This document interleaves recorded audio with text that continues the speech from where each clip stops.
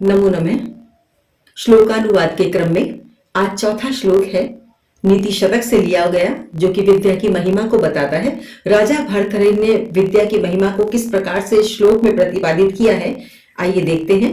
श्लोक, साहित्य संगीत कला विहीन है, साक्षात पशुपुच्छ विषाणहीन है, तृणम न खादन अपि जीवमान है, तद भाग ध्येयम परमम पशुनाम।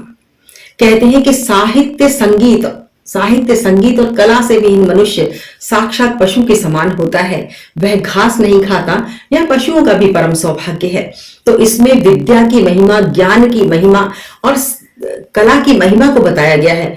हर प्रकार का ज्ञान, कहते हैं ना कि पहले 64 कलाएं होती थी, फिर 32 कलाएं होने लगी, फिर कहने लगे कि 16 कलाएं तो जो है सभी को आनी चाहिए।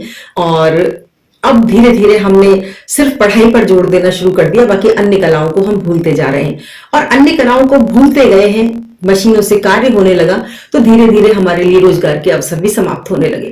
पहले लोग इन कलाओं को सीखते थे तो कहीं पर भी उन्हें रोजगार की कमी नहीं थी, किसी न किसी कला का उपयोग करके वो अपना जीवन यापन कर लेते थे।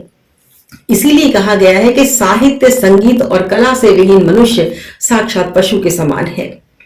वह घास नहीं खाता, यह पशुओं का भी परम सौभाग्य है। यानी पशुओं से भी उसे निम्न स्तर का माना है। जो व्यक्ति किसी भी कला में निपुण नहीं है, जिसे साहित्य में कोई रुचि नहीं है, पठन पाठन में कोई रुचि नहीं है, और किसी भी कला के माध्यम से वो किसी भी कला में रुचि नहीं लेता, और उसे किसी भी कला की बात करना या किसी भी कला के सृजन की बात करना उसे अच्छा नहीं लगता, और ना ही वह उसमें उस क्रियाकलाप में भाग लेता है, तो ऐसे व्यक्ति को बिल्कुल भी समाज में महत्वहीन माना गया है।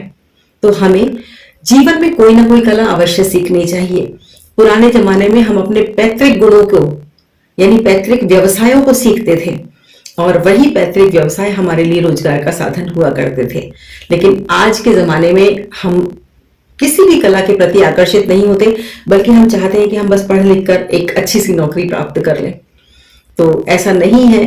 कोई भी ज्ञान आपने प्राप्त किया है, कोई भी कला आपने सीखी है, कुछ भी आपने ऐसा कौशल अर्जित किया है, या कोई सृजनात्मक अनुभव है आपको कि आपने कुछ किया था, कुछ बनाया था, कुछ नवीन प्रयोग किए थे, तो कहीं ना कहीं वो ज्ञान आपके अवश्य ही काम आता है।